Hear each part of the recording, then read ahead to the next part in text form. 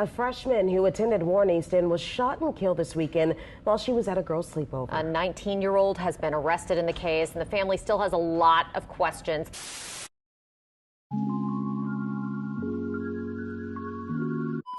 "15-year-old Kennedi Belton was a bubbly and outgoing teen who was full of life. You could always find her smiling, laughing, dancing, and spending time with her siblings, whom she had an unbreakable bond with. She was also a freshman at Warren Eastern Charter High School in New Orleans. Like most teens, she was looking forward to all of the experiences and fun times that high school had to offer. Her favorite subject was English. She loved to write and even participated on the track team.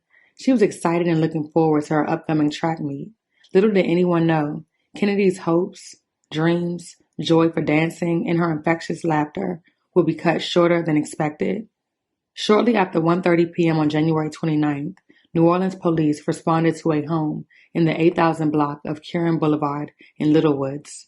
Once inside of the home, they would locate the body of a teenage girl. Around 2 p.m., we learned a young girl was shot and killed in the Little Woods neighborhood, location near Curran Road and Crowder Boulevard. The victim was identified as 15-year-old Kennedi Belton, who was sadly pronounced dead at the scene.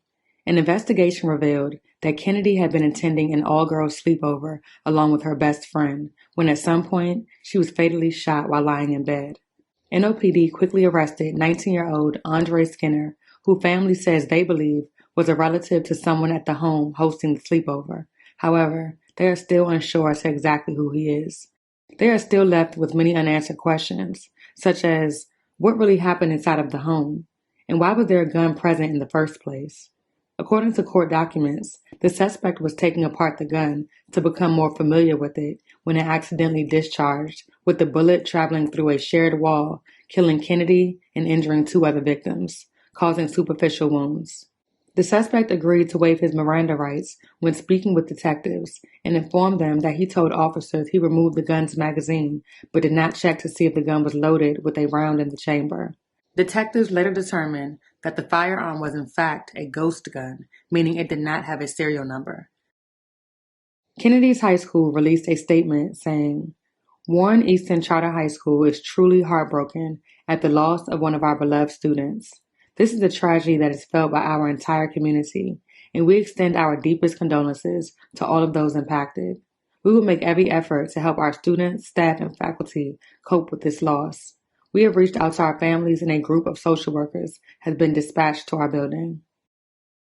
Kennedi's best friend, who also attended the sleepover but left early, was completely distraught at the news of losing her best friend. Both her and Kennedi's mother had also been best friends. Through tears, she stated that she was unfamiliar with the suspect and is still in shock about everything that has transpired. Although familiar with the gun violence plaguing New Orleans, she never thought it would hit so close to home. Kennedi laughed all day, smiled all day. 15-year-olds Sejal Muhammad and Kennedi Belton were ecstatic to finally attend high school together. Her favorite subject was English. She loved to write. The freshmen at Warren Easton High School have been best friends since birth, as their mothers were also best friends. A guy gave me a best friend since the day my heart started beating. Sejal says Kennedi was a dancer and ran track.